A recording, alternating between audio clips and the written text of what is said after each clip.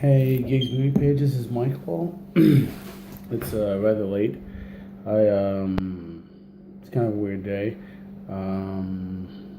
Anyways, this is my review of The Dark Tower.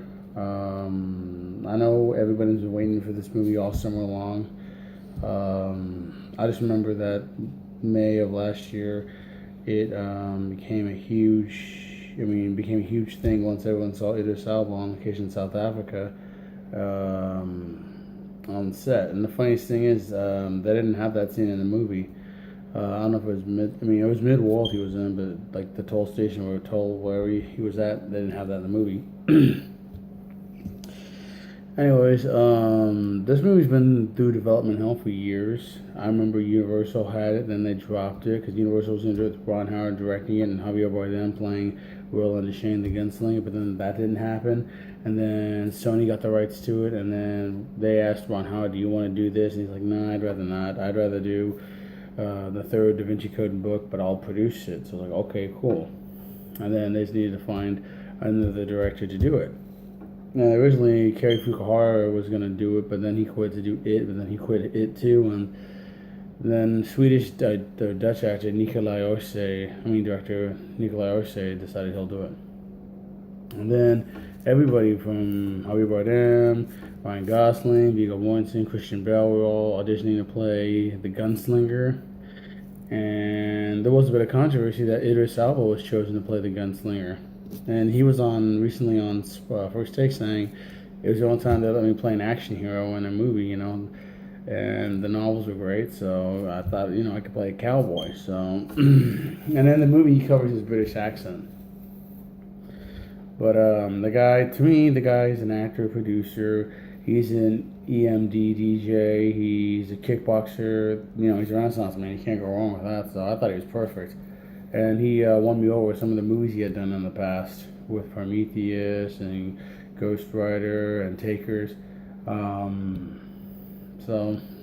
He did that. I thought, all right, cool. And of course, Heimdall from the Thor films. So, he's going to be in Thor Ragnarok 2 this year.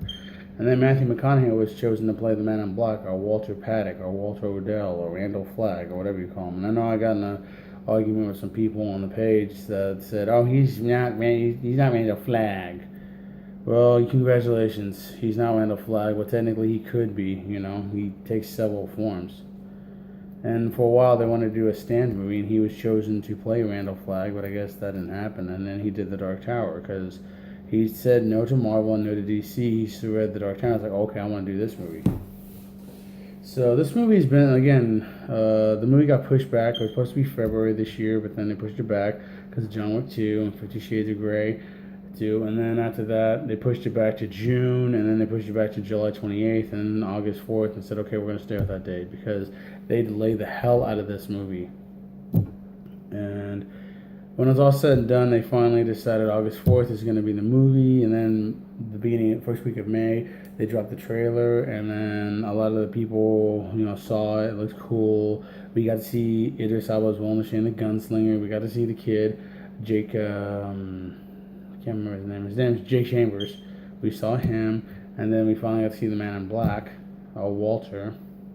And basically, but they say the ones that the whole, so tell me, gunslinger, does the boy know that everybody who stands he dies by my hand? And then, of course, the gunslinger oath. I did not kill with my gun. He who kills his gun is forgotten the face of his father. I kill with my heart. That's the last part of it, but he says more to like, I don't kill with my gun. I don't shoot with my gun. I shoot with my eye. And then, of course, in the middle is always, he who does this forgets the face of his father. And then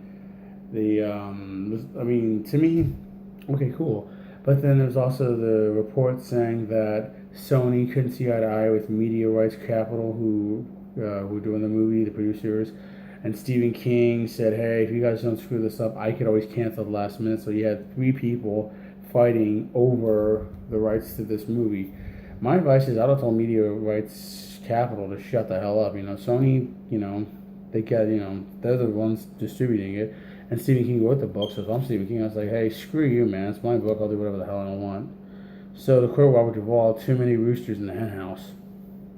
And then, of course, the Rotten Tomatoes controversy, which, even though Rotten Tomatoes said their piece, did their thing, the movie's like 39% or rotten.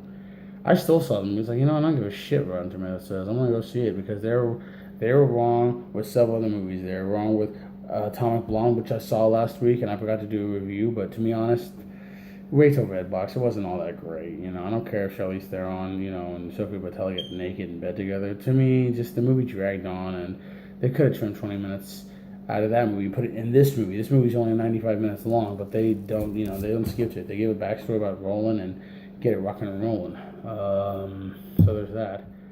But the thing, honest, the reason why I hyped the hell out of the Dark Tower is because when I showed that photo of Idris Elba's Roland on location in South Africa, they got like 7,000 people reached.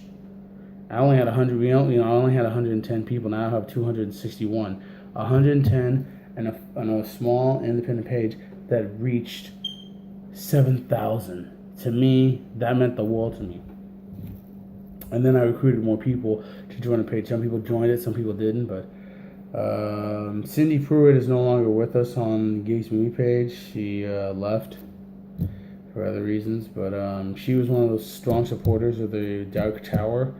Michael Phelps is still there. Austin Coogan's still there. Brenda Party had a baby, so I let her retire into the sun. Diana Tara Ocean, who was one of our supporters, was grateful, supported the movie and is basically in love with Idris Elba. There's a couple other people I want to thank. I should have wrote a list, but Joanna, her name's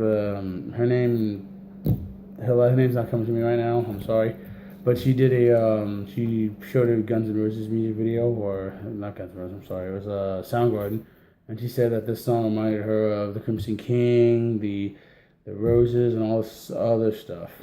Let's just talk about the movie. For the record, thank you guys for the 10 people who joined. Thank you so much. To those who were hyping about the Dark Tower, thank you so much. This movie, this is what I, based, the page on.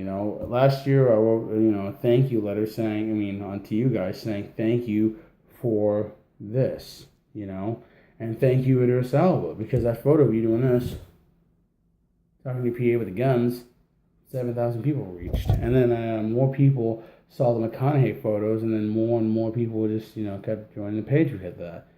And I, even had to wait a year for this movie, we finally got it.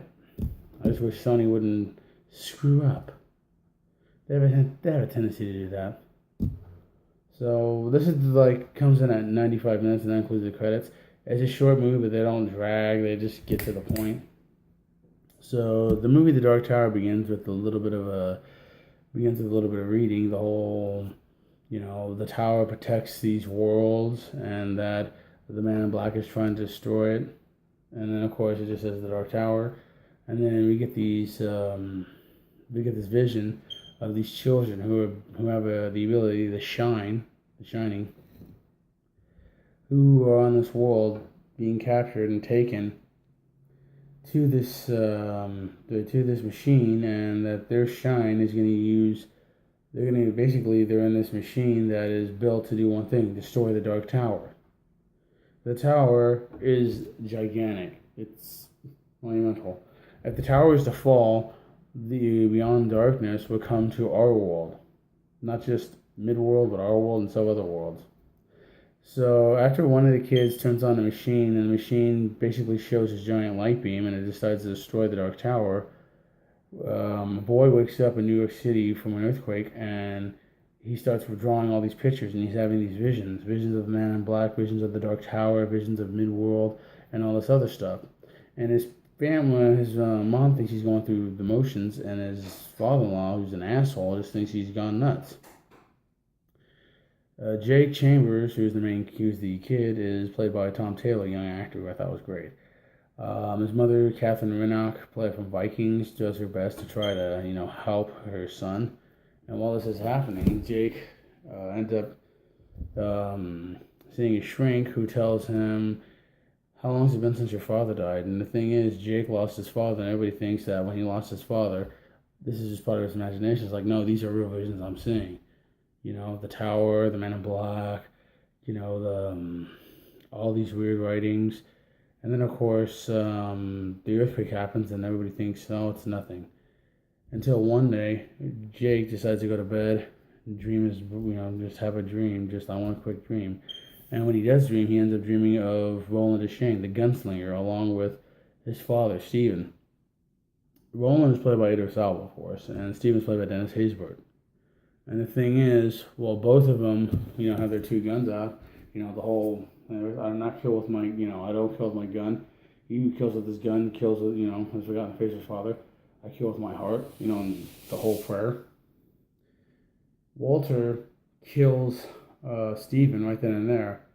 And Roland, who is immune to Walter's magic, basically just says, you know what, I'll see you around, old friend.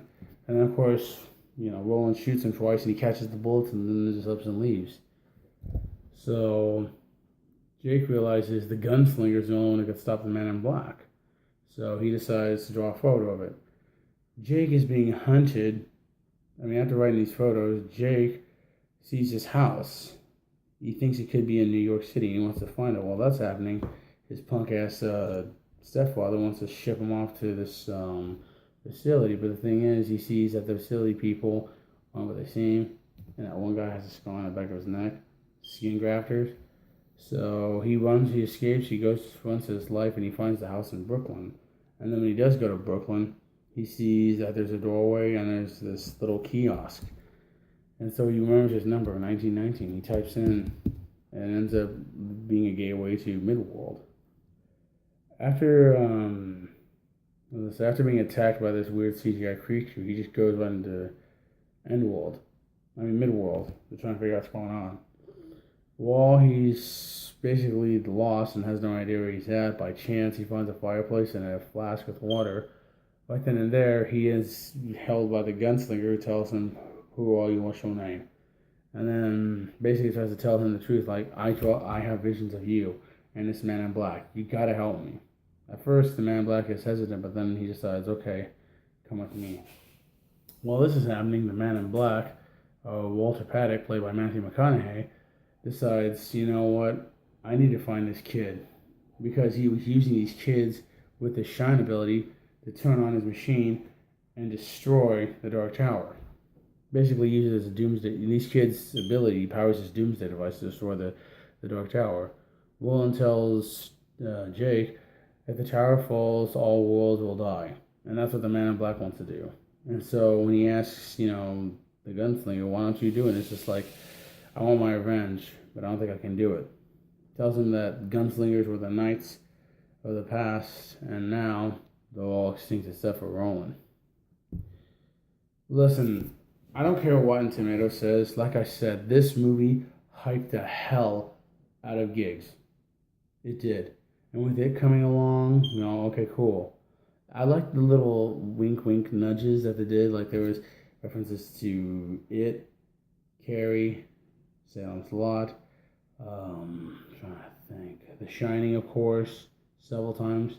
There was a book, Misery's Childhood by Paul Sheldon. Misery, wink wink. So that's little several nods. And then of course at the end there's a nod to King himself. So all in all I could say is it's 95 minutes. It's a hell of a lot of minutes. Just go see the movie. This movie made Giggs Moviepage, and I couldn't be more prouder. Thank you, Idris Elba, and thank you guys for being part of this page. I couldn't thank you more. I don't know when the next movie I'm going to interview. It's either going to be The Hitman's Bodyguard or it's going to be Kingsman. So it may be a while, but I just want to say thank you, and thank you, Idris Elba. No, that's all. Well, thanks. Good night.